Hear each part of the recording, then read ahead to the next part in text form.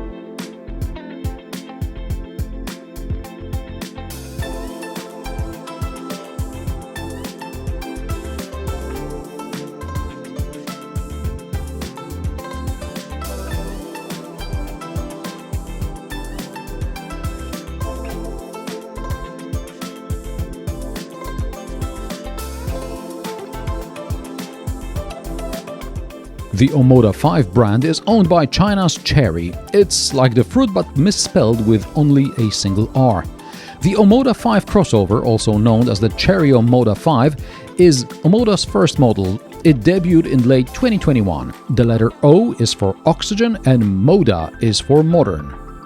Omoda 5 is more or less the size of the Dacia Duster, DS4, Hyundai Kona, Kia Exceed, Skoda Karoq or Toyota CHR. However, with the exception of the Dacia, which even fully loaded is on par with Omoda, other competitors' price lists start above top premium spec Omoda 5. The design is as modern and as generic as you'd expect from a crossover. I see a lot of facelifted Nissan Qashqai here without pointing fingers at who was first to draw the features. Anyway, the Omoda 5 attracts attention because on the one hand, most people still don't recognize the brand, and on the other hand, it looks pleasing to prospective buyers.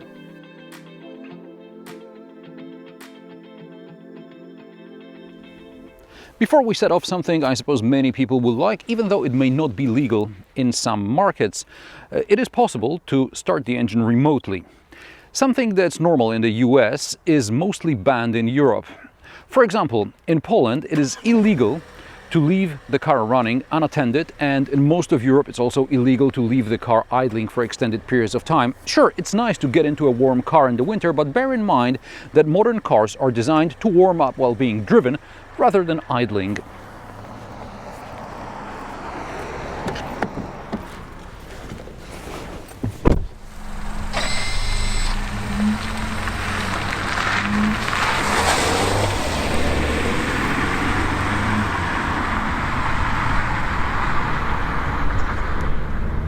Most Chinese cars I've reviewed so far had some terrible auto-translation of the interface from Chinese to English.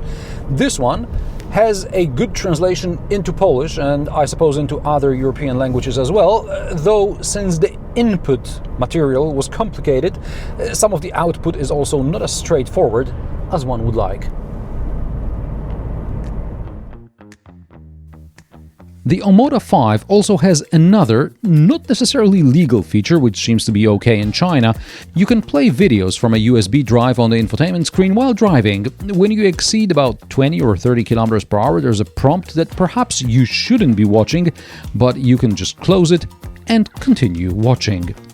Most car makers either block video playback while driving completely or use a special screen which only the passenger can see. Okay, so much for unorthodox features, and now let's discuss the 290T badge on the tailgate.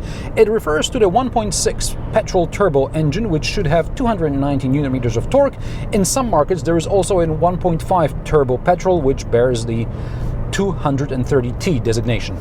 This here is a 290T, badge, but it seems to have only 147 horsepower and 275 Nm of torque, probably to meet the Euro 6e norm. Omoda's Polish distributor told me the next batch of cars delivered here should have the 275T badge. Now, performance. The Omoda 5 290T, which is in fact 275T, should accelerate from 0 to 100 km/h in 10.1 seconds. Before I tell you what result I got, you have to listen and watch this sport mode animation. It's called Super Mode.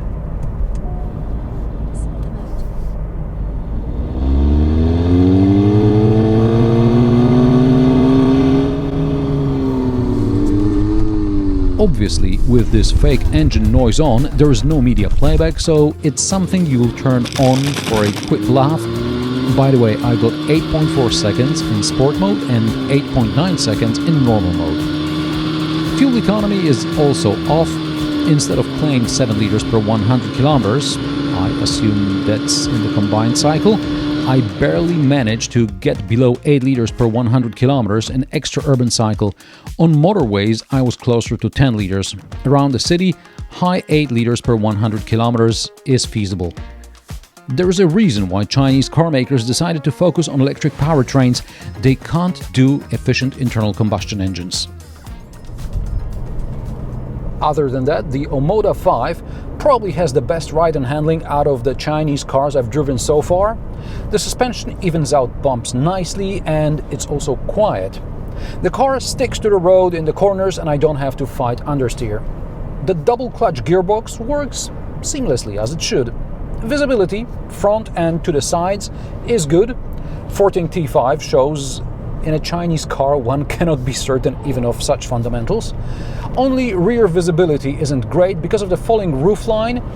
I only see what's happening right behind the car in the rearview mirror and I have to rely on the wing mirrors to see further back. I'll also complain about the soundproofing. Above 100 km/h, it gets so loud inside that you really have to turn up the volume of the audio of whatever you are listening to. This unfortunately seems to be a recurring problem with Chinese cars. There are driver aids. Again, some Chinese cars I've reviewed were missing even traffic sign recognition. The Omoda 5 has everything required under the current EU regulations. Most settings are on the central display, which makes them hard to turn off while driving.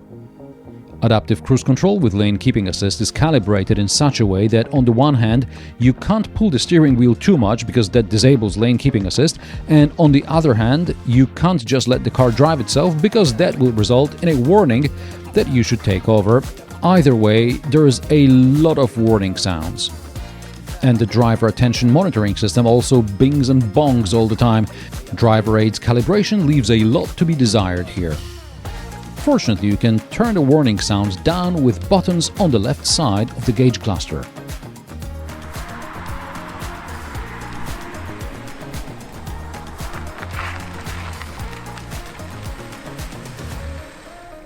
Let's talk UI. The car has wireless Android Auto and Apple CarPlay, and when you start the car, before you manage to get into any settings, you're looking at the external interface. You can get out of it pulling down a shortcuts menu from the top of the screen or pulling up the climate control menu from the bottom. Or you can use the programmable button on the steering wheel, which can either mute the media or pull up the safety systems menu. I selected the latter because then I'm closer to the main menu, and I know whoever designed this never drove a car. The driver aids menu shows that translation is good, although the original may have been a bit complicated. When going into the climate control menu, it turns out the steering wheel heating is in one sub-menu and the seat heating and ventilation is in a different menu. Steering wheel heater is quite weak and it shuts off quickly and sometimes cannot be turned on again for a while. Other settings are straightforward enough. The light switches and the parking brake are over the driver's left knee. The parking brake will release automatically only when you set off with the seatbelt fastened. Under the central display are air vents and a wireless charger. It's not very powerful, but at least it doesn't overheat the phone, like the one on the facelifted Kia Sorento I reviewed recently. Then we have cup holders, a small cubby and some storage under the armrest. There's also a cubby under the center console, and in it are USB-A and USB-C ports, as well as a 12-volt outlet. The glove box is average size. The door pockets are large enough. Some of the switchgear looks like it's from Mercedes, also the speaker grills look like from Mercedes or BMW. While the audio system is branded by Sony, it's good enough to play loud over the engine and wind noise, but that's that. The seats are more comfortable than I expected, but I wouldn't mind lumbar support adjustment. And like in Hyundai and Kia back in the day, there is electric seat adjustment but no memory function. I checked if it's not perhaps in the seat heating menu like in some other Chinese cars, but I couldn't find it anywhere. And check your sitting position before you buy. The seat and steering wheel adjustment is limited. I'd like to sit back further, but I can't because the steering wheel reach adjustment is insufficient. Doors cover the sills. The door pockets accommodate bottles. There is good legroom, assuming you and the driver are no taller than 175 centimeters. Same with headroom. It's fine for me, but a taller passenger could have a problem. Headroom is achieved mainly thanks to the backrest angle. I wouldn't mind the backrest to be a bit closer to vertical, but this would impact headroom. In the back we get air vents, USB-A and USB-C ports, an armrest with cup holders, but no ski hatch. Isofix anchor points are on the side seats. In some markets there must be an option for heated rear seats, but not here in Poland. According to the specification, the boot capacity is 360 liters. Above the false floor is about 320 liters, according to my calculation, and there is also a styrofoam insert down there where you could store something, and at the very bottom is a mini spare. There are no shopping bag hooks, but there are some anchor points to secure your luggage, and there is a 12-volt outlet.